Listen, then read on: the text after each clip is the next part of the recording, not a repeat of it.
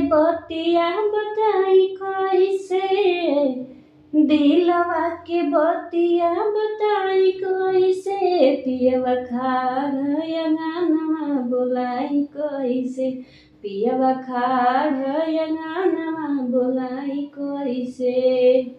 चूड़ी खन कोई बेट सासु जान जाई है, सासु जान जाई है हो सासु जान जाई है। चूड़ी खन कोई बेट सासु जान जाई है।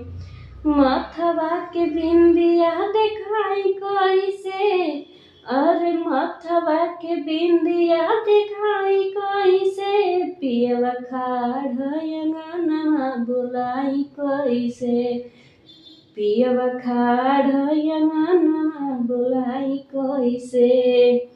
पायल छन कोई बेट जेठनी जानी जोई है, जेठनी जानी जोई है हो जेठनी जान जोई है।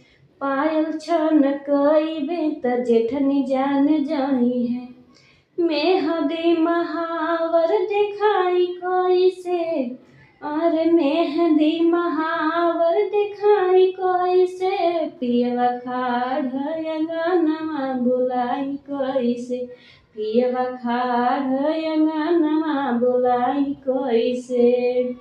दिलवा के बतिया बताई कैसे, दिलवा के बतिया बताई कैसे, पियवा खाड़ अंगनवा बोलाई कैसे, पियवा खाड़ अंगनवा बोलाई कैसे।